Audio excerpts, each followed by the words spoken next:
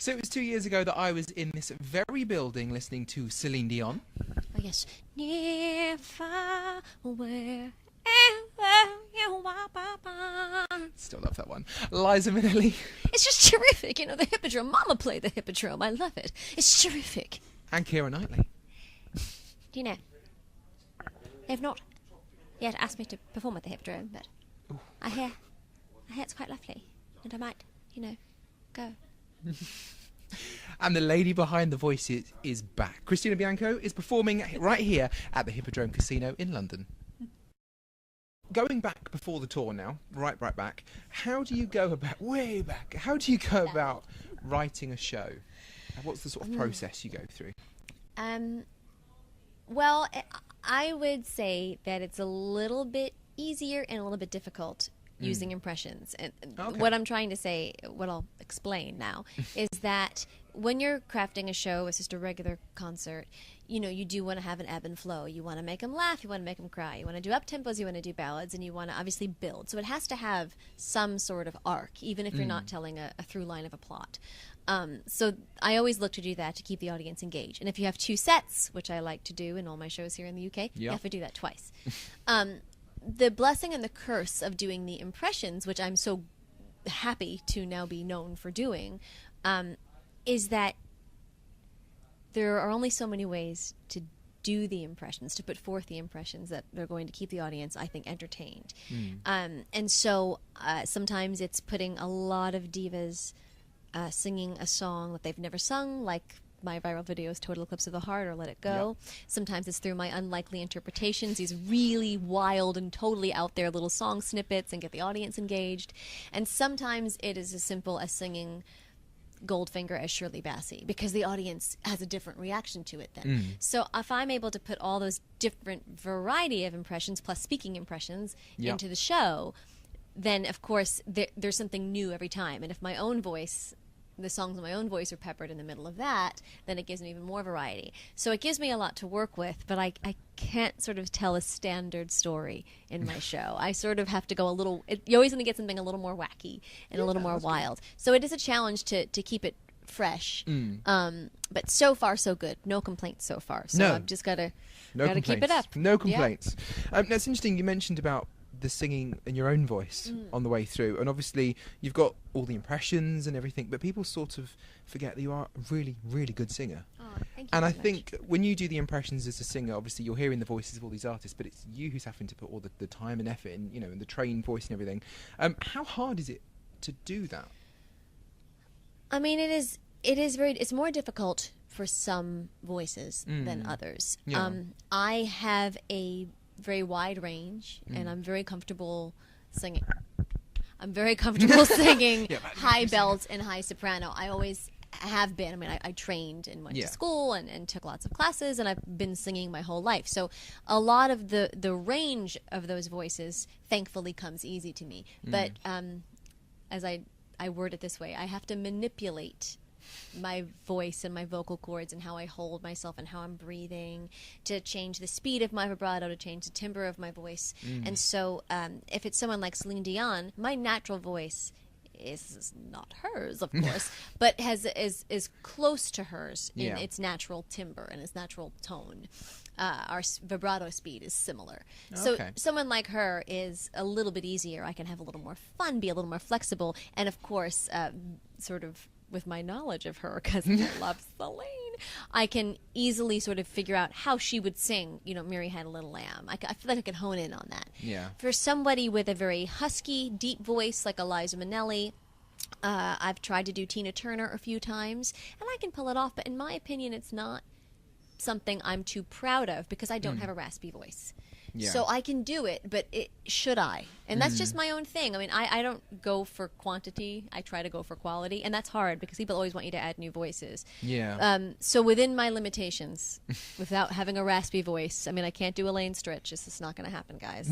And if it does, then I'll be able to do the Tina Turners and all the other people, but I hope that doesn't happen because that would mean severe vocal damage.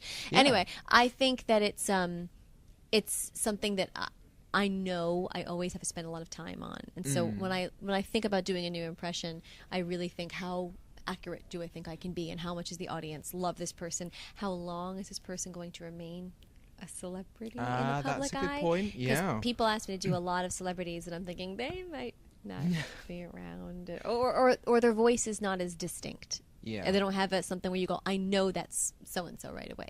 So it's difficult, and it takes practice, but luckily it's fun.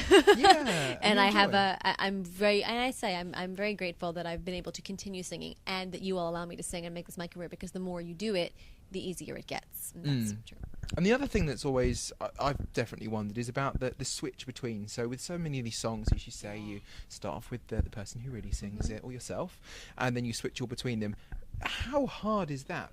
Or do you particularly put them in an order, or how do you do that? Another lovely question, James.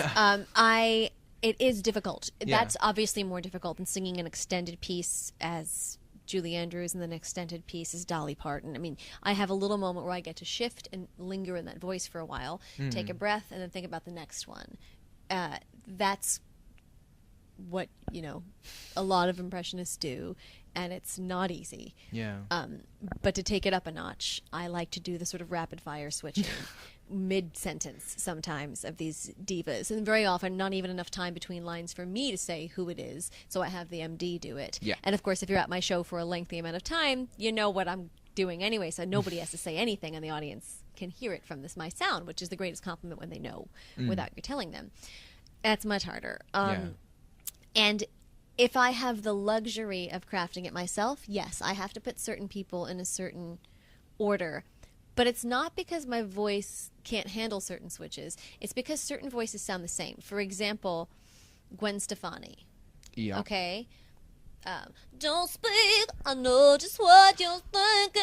Okay, or saying, thinking, I forgot the line. But that sort of sound is, to me, placed very similarly to where I place Bernadette Peters. Not a day goes by. So one's here and one's here, but they're both too similar. If you put them side by side, it's too close. Yeah. So you have to put somebody heavily contrasting in there. Maybe a Dolly Parton, maybe somebody else. I wouldn't put Shirley Bassey and Judy Garland next to each other. And when you're crafting a song like that, if I let everything up to chance, which I do sometimes in my shows, and that's why it's honest, and I can say to them, no, I can't do that. Like I was doing a show, this Diva on Demand show. Yeah. And someone said, do, Cher. And it was a really high song. I said, Cher doesn't sing that high. We can't do Cher up there. Yeah. Just the way you wouldn't have Julie Andrews or Kristen Chenoweth is a good example, Yeah. sing something really, really low. It doesn't make sense. So within a musical phrase, I have to be smart about which maybe, and even when it comes down to which words. I mean, Bette Midler, my impression of Bette Midler, I now know, always gets a laugh if it's an ooh or oh sound that she's holding a note on. I just know that. That's where I've heard it. It's on the videos. It's live. Because we think of her going, thank you. So I don't know what it is. So I'm not going to give her eh and ah if I can give her an ooh on a line. I'm not going to build the whole song around it. That would be a little ridiculous. But if I can choose those little things where I can, it always helps the audience's enjoyment of the song. Yeah. That makes sense. That was a very long answer. That's good, though. Coffee is kicked in. It's all good. No, but that's something that I've always thought about with the videos, because it is just so quick, and you think that must be so difficult. So difficult. But the last time we were in this building, at the same time anyway, was when I was watching your show back in 2015, and you started off singing as you. Yes, I Life always of the do Party. that. Mm-hmm. And how important is that to you to come out? Because obviously, with all the impressions and everything, and impressionists, I remember when I was a child watching impressionists, speech impressionists, when you hear them doing an interview, for example, you go, oh God, is that what they sound like? Yeah, is that them? So for you, is that the same sort of thing? You want to make sure your voice is in the show, and obviously you enjoy singing. Yeah, from this standpoint of show construction, I really find that if the audience knows well what I sound like, then they appreciate how I change it to do the impressions even more. If someone comes in, and we can't assume that everybody coming to see me has seen me before or knows me quite well. Maybe they only know the YouTube videos and they don't know my own voice. I think it makes a big difference. And also when you start a show, to let them know you a little bit, just as an introduction. And then I get to dive into the impressions, and they go, oh, it hits them a little more. And of course, personally for me, long before I ever knew that I could really do impressions, let alone took it seriously as something I could use in my career, I've always been a singer first and foremost, and it's really lovely, and I don't say that casually. It's really lovely that audiences enjoy hearing my own voice so much and very often request to hear more of it. And so I do try to split my shows 50-50. It ends up usually in favor of the impressions because I have fun with the audience interaction and the on-the-spot games. I can never kind of stop.